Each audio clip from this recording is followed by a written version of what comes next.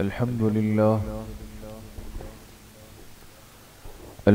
لله نحمده ونستعينه ونستغفره ونؤمن به ونتوكل عليه ونعوذ بالله من شرور أنفسنا ومن سيئات أعمالنا من يهده الله فلا مضل له ومن يضلل فلا هادي له ونشهد أن لا إله إلا الله وحده لا شريك له ونشهد أن سيدنا وسندنا ونبينا ومولانا محمدا عبده ورسوله صلى الله تعالى عليه وعلى آله وأصحابه أجمعين أما بعد فأعوذ بالله من الشيطان الرجيم بسم الله الرحمن الرحيم وسيجنبها الأتقى الذي يؤتي ماله يتزكى وقال رسول الله صلى الله عليه وسلم أنت صاحبي على الحوض وصاحبي في الغار صدق الله وصدق رسوله النبي الكريم ونحن على ذلك لمن الشاهدين والشاكرين والحمد لله رب العالمين. درود شریف پڑھ لیں.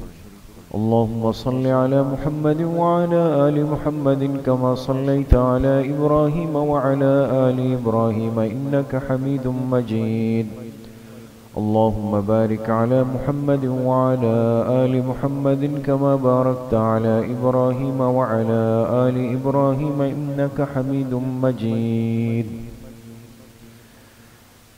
میرے محترم دوستوں، بھائیوں اور بزرگوں، اسلامی سال کا چھٹا مہینہ جمادی الثانیہ کا چل رہا ہے، اور اس مہینے میں صحابہ اکرام رضوان اللہ علیہم اجمعین کی مبارک اور مقدس جماعت کے سردار،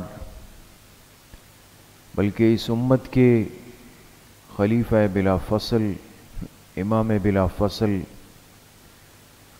اور گواہ بلا فصل حضرت ابوبکر صدیق رضی اللہ تعالی عنہ کا یوم وفات ہے. چونکہ یہ اسلام کی محسن شخصیات ہیں اور ان کی برکت سے اللہ کے پاک پیغمبر محبوب کائنات جناب رسول اللہ صلی اللہ علیہ وسلم کا لایا ہوا کلمہ، لایا ہوا دین اس امت تک بحفاظت منتقل ہوا. لیکن بعض خصوصیات میرے دوستوں بزرگوں ایسی ہیں جو اللہ تعالیٰ نے تمام صحابہ کی جماعت میں خصوصیت کے ساتھ حضرت ابوبکر صدیق رضی اللہ عنہ کو نصیب فرمائی. یہی وجہ ہے کہ جب آپ علیہ السلام دنیا سے تشریف لے جا رہے تھے تو آپ کی نیابت کے لیے اور سلسلہ خلافت کو سنبھالنے کے لیے جس شخصیت پر سب کی نظریں ٹک گئی، اور صحابہ فرماتے ہیں کسی کے دل دماغ میں یہ تصور نہیں آ سکتا تھا کہ آپ کے بعد اگر کوئی امت کی ذمہ داری کو سنبھالے اور خلیفہ بنے تو ایک ہی نام اور ایک ہی شخصیت ذہن میں تھی، اور وہ تھی حضرت ابوبکر صدیق رضی اللہ عنہ. اس لیے کہ ہم نے اپنی زندگی میں نہیں دیکھا، صحابہ فرماتے ہیں ہم نے اپنی زندگی میں نہیں دیکھا کہ کوئی موقع ہو، کوئی مسئلہ ہو، کوئی مشورہ ہو اور اس میں آپ علیہ السلام نے حضرت ابوبکر صدیق رضی اللہ عنہ سے مشورہ نہ فرمایا، آپ کو آگے نہ رکھا ہو، یا آپ کے بغیر کوئی مجلس مکمل ہوئی ہو، ایسا تصور بھی نہیں تھا. اس لیے جب بیماری کے ایام آئے اور آپ علیہ الصلاۃ والسلام بیمار ہوئے، بیماری کی شدت بڑھ گئی، بخار بڑھ گیا،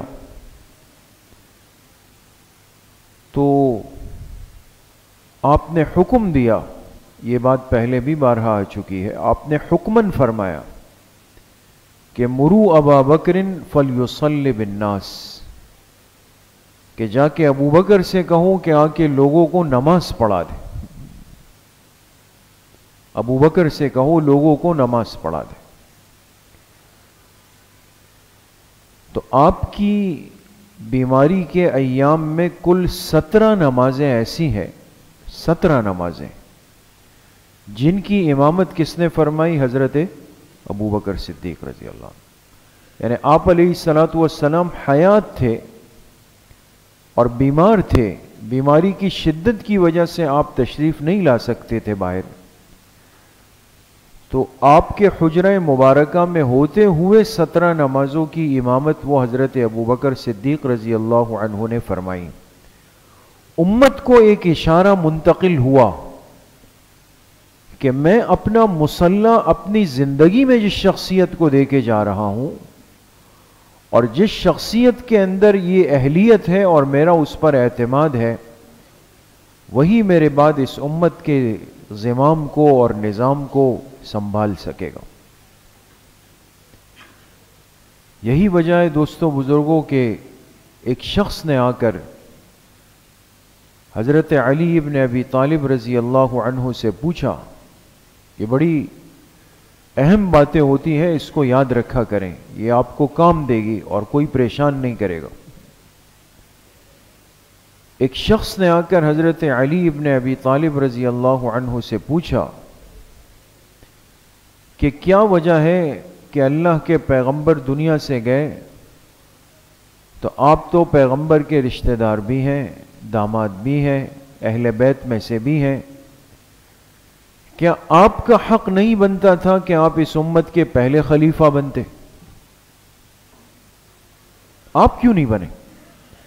رشتہ داری آپ کی قریب، داماد آپ ہیں، اہل بیت میں سے آپ ہیں، اتنے سارے فضائل آپ کے ہیں، آپ کیوں خلیفہ نہیں بنے؟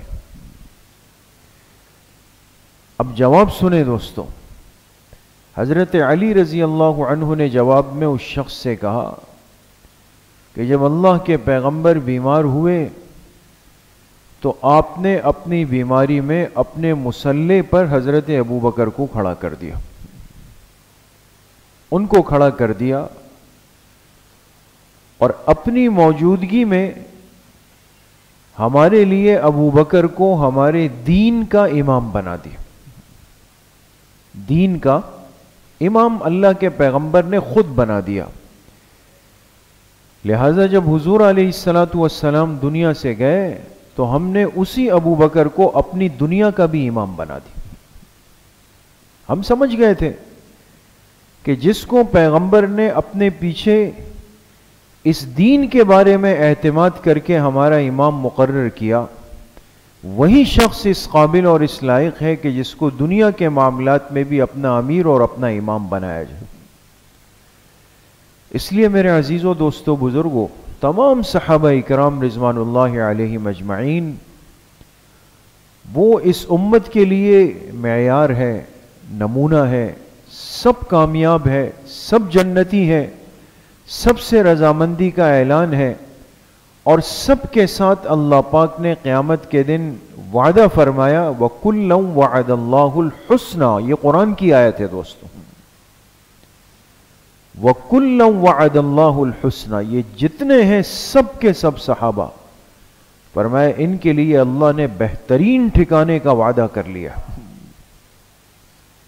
لیکن ان میں سے جو شان، جو مقام، جو مرتبہ، جو فضیلت اللہ نے حضرت ابو بکر صدیق رضی اللہ عنہ کو نصیب فرمائی، وہ کچھ الگ حیثیت ہے دوستوں۔ اس لیے بڑی مماثلت ہے، بڑا جوڑ ہے۔ اگر آپ غور کریں، جب حضور علیہ الصلاۃ والسلام معراج پہ تشریف لے گئے اور معراج سے واپس تشریف لے آئے، جتنے بھی انبیاء علیہم الصلاۃ والسلام دنیا میں تشریف لائے، ہمیشہ ہم ایک جملہ سنتے ہیں، ایک عادت سنتے ہیں کہ بھئی کم و بیش کتنے انبیاء تشریف لائے؟ 1,24,000 کم و بیش. اس لیے کہتے ہیں کہ حتمی تعداد کوئی نہیں بتا سکتا. تمام انبیاء علیہم الصلاۃ والسلام سے اللہ پاک نے ایک عہد لیا اور ان کو گواہ بنایا. تمام انبیاء گواہ بنے. وَإِذْ أَخَذْنَا مِنَ النَّبِيِّينَ مِيثَاقَهُمْ، قرآن کریم میں اللہ پاک فرماتے ہیں اللہ نے تمام انبیاء سے میثاق لیا. تمام انبیاء حضرت آدم علیہ السلام سے لے کر جناب رسول اللہ صلی اللہ علیہ وسلم تک وہ گواہ ہیں. کس چیز کے گواہ ہیں؟ اللہ کے معبود ہونے پر، اللہ کے خالق ہونے پر، اللہ کے رب ہونے پر، اللہ کی الوہیت پر. ان ساری چیزوں پر تمام انبیاء گواہ ہیں. لیکن ایک نکتے کی بات، غور کرنے کی بات، انبیاء علیہم الصلاۃ والسلام میں سے کتنے انبیاء ایسے ہیں کہ جنہوں نے اللہ پاک کی ذات کو براہ راست دیکھا ہے، دیدار کیا ہے؟ کتنے انبیاء؟ جی صرف ایک ہستی، صرف ایک ہستی. اور وہ ہستی کون سی ہے؟ جناب رسول اللہ صلی اللہ علیہ وسلم کی. لیکن تمام انبیاء کو فرمایا یہ گواہ ہیں. اس لیے کہ گواہ دو طرح کے ہوتے ہیں. ایک گواہ وہ ہوتا ہے جو نشانیاں دیکھ کر گواہی دیتا ہے. ایک گواہ وہ ہوتا ہے جو عینی گواہ ہوتا ہے. نہیں سمجھے بات؟ بھئی ایک معاملہ ہوا، قریب کے لوگوں کو بلایا گیا کہ بھئی رات یہ حادثہ ہوا ہے، آپ علاقے کے لوگ ہیں، آپ بتائیں کیا لگتا ہے. وہ علاقے کے لوگ آئیں گے اور دیکھیں گے اچھا بھئی یہ گاڑی کھڑی ہے، یہ چپل پڑے ہیں، اس طرح کا نشان ہے، یہ ہے. وہ کہیں گے نشانیاں بتا رہی ہے کہ اس طرح کی گاڑی، اس طرح کے چپل، اس طرح کا انداز، اس طرح کی آواز، یہ تو فلاں بندے کی. دیکھا نہیں، لیکن گواہی کس بنیاد پر ہے؟ نشانی کی بنیاد. اس کی بھی بڑی حیثیت ہوتی. یہ گواہی ہے لیکن یہ گواہی کس بنیاد پر ہے؟ نشانیوں کی بنیاد پر. پوری کائنات کے اندر اللہ پاک کے خالق اور مالک ہونے کی نشانیاں پھیلی ہوئی ہے دوست.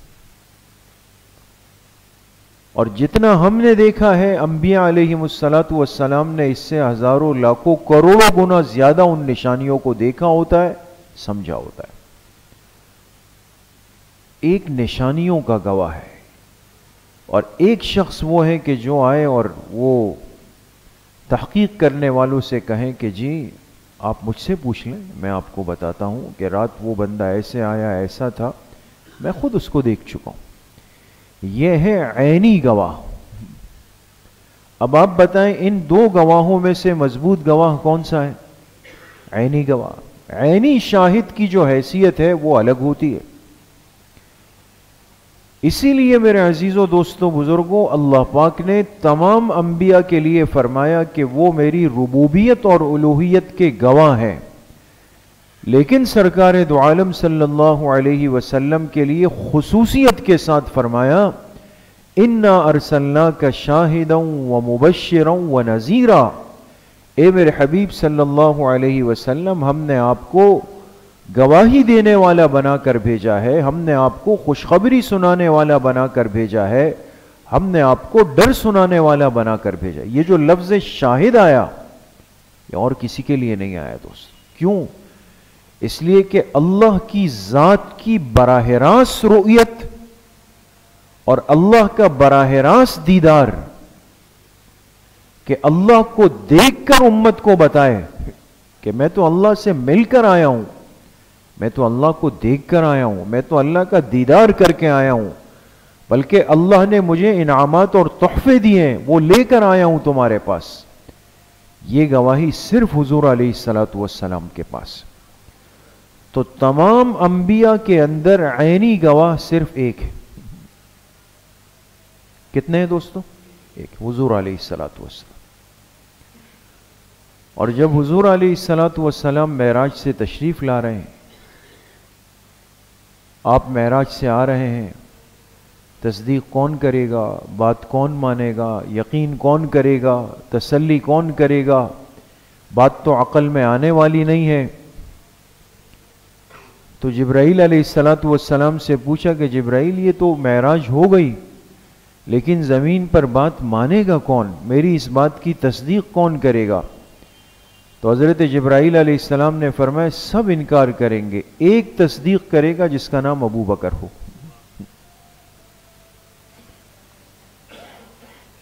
سب سے پہلے آپ کی نبوت کی گواہی دینے والے بھی ابو بکر ہے، آپ کی نبوت پر سب سے پہلے ایمان لانے والے بھی ابو بکر ہے رضی اللہ تعالی عنہ۔ اور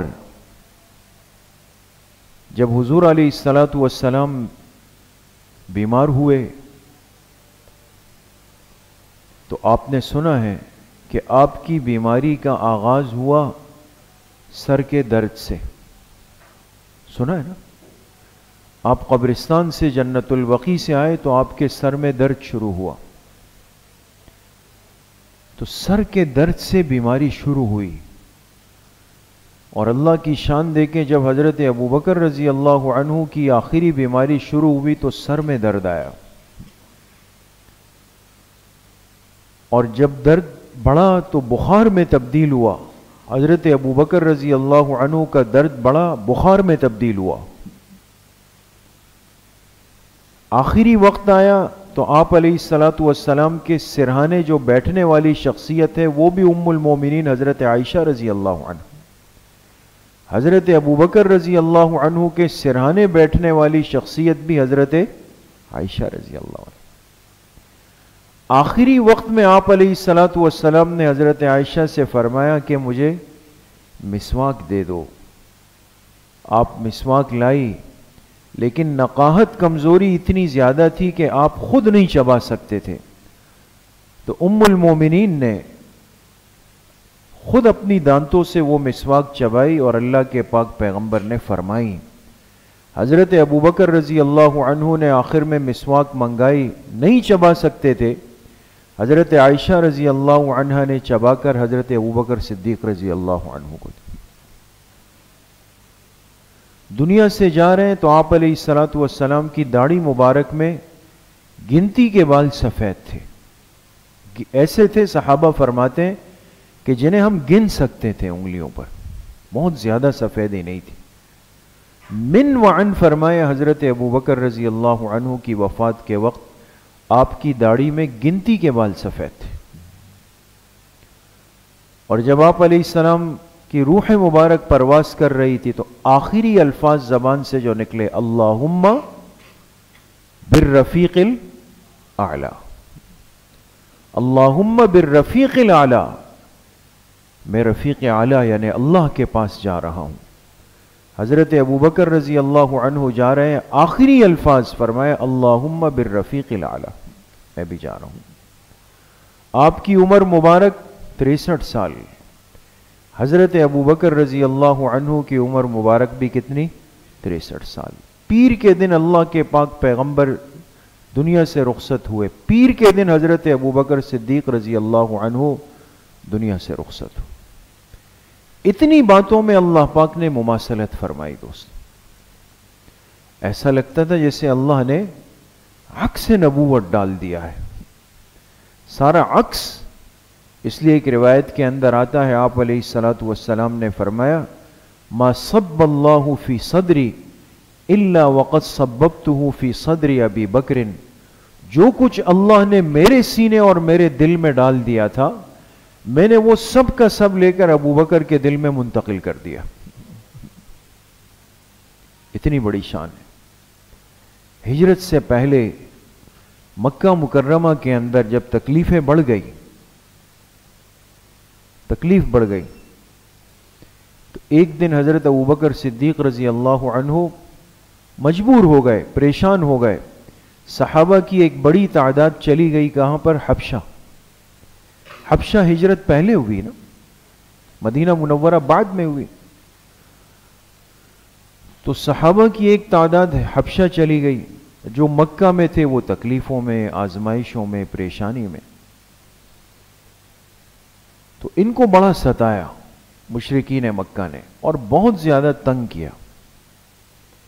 تو ایک دن مجبور ہو کر حضرت ابوبکر صدیق رضی اللہ عنہ نکلے کہ میں مکہ مکرمہ چھوڑ کے یہاں سے نکل جاؤں. جب مکہ مکرمہ کے حدود سے نکلنے لگے تو مکہ کے ایک سردار تھے جن کا نام تھا ابن الدغینہ. ابن الدغینہ بخاری شریف میں روایت موجود ہے.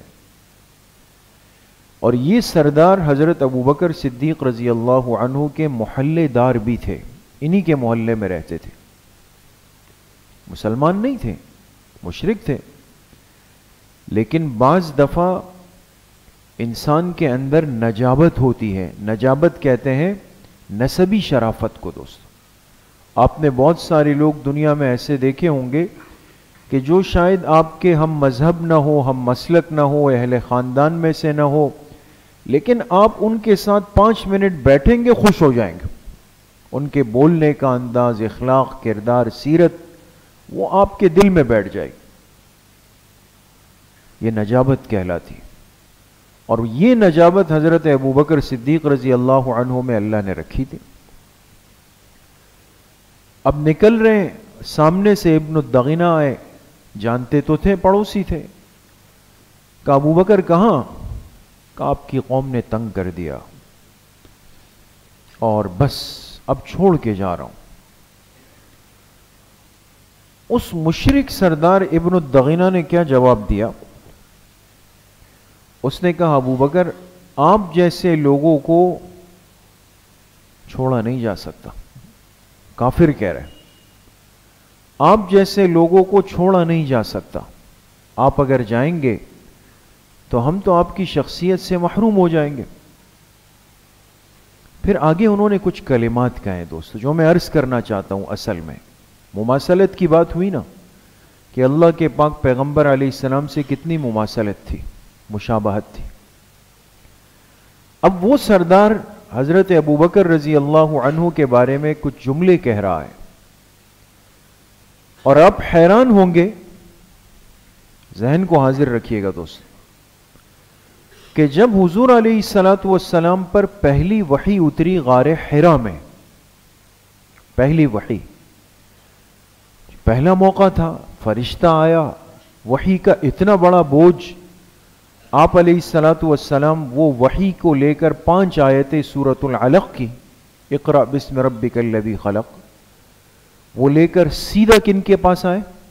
حضرت خدیجہ رضی اللہ عنہا، جو آپ کی زوجہ مطہرہ ہے اور بڑی سمجھدار. اور جسم کانپ رہا ہے، سردی کی شدت محسوس ہو رہی ہے، اور آتے ہی فرمانے لگے زملونی زملونی، مجھے کوئی کمبل چادر اڑا دو. جیسے ایک آدمی کو شدید سردی لگ رہی، مجھے ایک خوف محسوس ہو رہا ہے، اس لیے کہ پہلی وحی آئی ہے، پہلی دفعہ فرشتے کو دیکھا ہے، آسان نہیں ہے. ایسے شخص کو بڑے حوصلے کی، ہمت کی ضرورت ہے. حضرت خدیجہ رضی اللہ عنہا نے آپ کو چادر اڑائی، پھر آپ کو تسلی دینے لگی، تسلی دینے لگی، فرمانے لگی آپ پریشان نہ ہو، اللہ آپ کو ضائع نہیں فرمائیں گے، آپ کو نقصان نہیں پہنچے گا. کیوں نہیں پہنچے گا؟ تو حضرت خدیجہ رضی اللہ عنہا نے جو کلمات کہیں، اب بات کو دوستو دونوں طرف سے ملا کے چلیں گے. وہاں میں نے بات چھوڑی کہ حضرت ابوبکر صدیق رضی اللہ عنہ جا رہے تھے، سردار آیا، سردار کا نام ابن الدغینہ.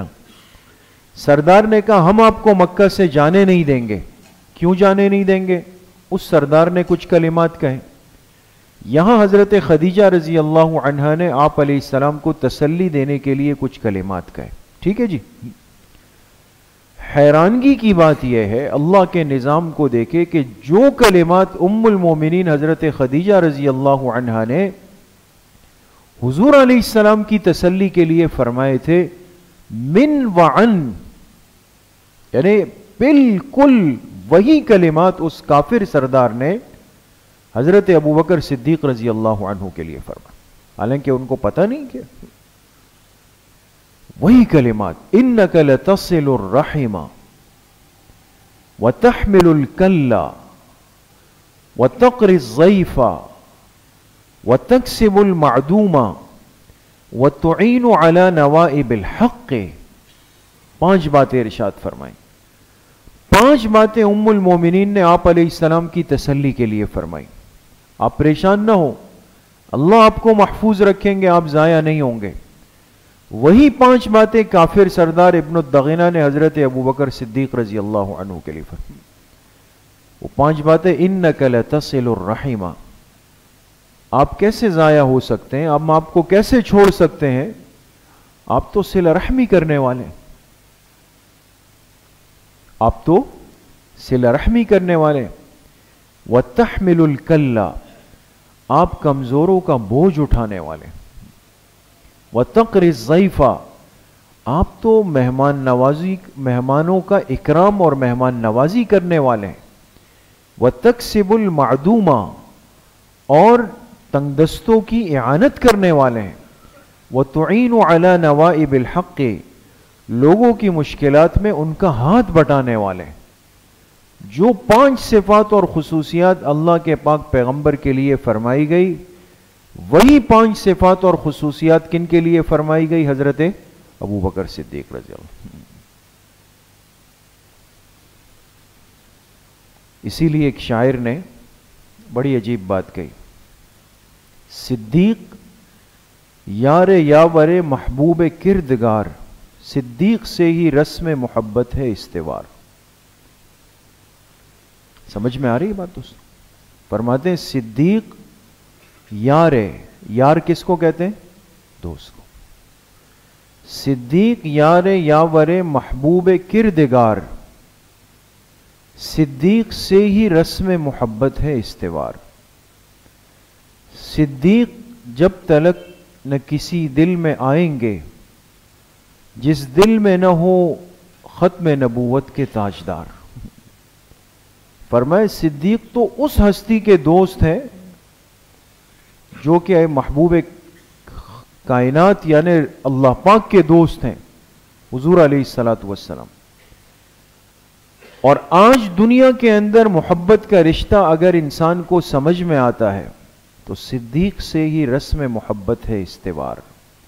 اگر کوئی سچی محبت کا دعویٰ کرتا ہے تو اس لیے کر سکتا ہے کہ حضرت ابوبکر صدیق نے اللہ کے پاک پیغمبر سے محبت فرمائی تھی. اور جب تک حضرت ابوبکر صدیق رضی اللہ عنہ کسی کے دل میں نہ آئے، کسی کے دل میں اگر ابوبکر کے لیے جگہ نہیں ہے، اس دل میں نبوت کے تاجدار بھی نہیں آ سکتے. تو اس لیے میرے عزیزو دوستو بزرگو، یہ مہینہ یہ حضرت ابوبکر صدیق رضی اللہ عنہ کی نسبت کا مہینہ، اور اسی مہینے میں حضرت ابوبکر صدیق رضی اللہ عنہ وہ دنیا سے تشریف لے گئے اور پردہ فرما گئے. ایک مسلمان کے لیے بہت ضروری ہے کہ ہم آج ان ہستیوں کو اپنے دلوں کے اندر، اپنے دماغوں میں، اپنے تذکروں میں ہم ان کو زندہ رکھیں. یہ باتیں بار بار ہو رہی ہے. کیا وجہ ہے کہ ساری چیزیں آج یاد ہیں لیکن اسلام کی اور ایمان کی یہ محسن شخصیات، یہ مبارک شخصیات، یہ ہمارے دل دماغ سے بالکل نکل چکے ہیں. اسی غفلت کا نتیجہ آج کیا ہے دوستو کہ ہر آدمی جس کے خود آگے پیچھے دائیں بائیں حسب نسب کا کچھ نہیں پتا، لیکن جہاں اس کو موقع ملتا ہے تو وہ تیر اور تلوار کے نشتر لے کر ان مبارک ہستیوں پر دشنام ترازی کے لیے بالکل تیار بیٹھا. اس لیے آپ علیہ الصلوۃ والسلام نے فرمایا، میری امت کے آخر میں ایسا زمانہ آئے گا کہ لوگ میری امت کے پہلے طبقے کو، اور پہلا طبقہ کن کا ہے؟ صحابہ کا. وہ زمانہ آئے گا کہ لوگ اس میری امت کے پہلے طبقے کو برا بھلا کہنا شروع کر دیں گے. ان لوگوں سے اپنے آپ کو دور رکھنا. آج اگر آپ دیکھیں ہمیں ایک دوسرے کے احترام اور تقدس کا کتنا احساس ہوتا ہے. جہاں بیٹھتے کہتے ہیں بھئی ایک دوسرے کا اکرام کریں، احترام کریں. ٹھیک ہے ہم میں اختلاف ہو سکتا ہے، سیاسی فرق ہو سکتا ہے، مسلکی فرق ہو سکتا ہے، سب چیزوں کا فرق ہو سکتا ہے. یہ کہتے ہیں بھئی ایک دوسرے کے بڑوں کا احترام کریں. یہ عزت سمجھ میں آ رہی ہے. اور جو اس پوری امت کے امام ہیں اور خلیفہ ہیں اور امیر المومنین ہیں، ان کا احترام سمجھ میں نہیں آ رہا. بس جس کے بس میں آ رہا ہے وہ تحقیق کرنے لگ جاتا ہے کہ جی میں آپ کو بتاتا ہوں کہ کون حق پر تھا اور کون ناحق پر تھا. اس لیے میرے عزیزوں دوستوں بزرگوں، اپنی زبانوں کو ان مبارک ہستیوں پر استعمال کرنے سے بچانا، اسی میں ایمان کی ضمانت اور گارنٹی. ان کی برکت اور ان کے طفیل سے آج اس امت کے پاس یہ دین اپنی اصلی اور مضبوط شکل میں محفوظ ہوا ہے اور منتقل ہوا. اللہ کریم مجھے بھی آپ سب کو صحیح عمل کی توفیق نصیب فرمائے. الحمدللہ رب العالمین والصلاة والسلام علی سیدنا.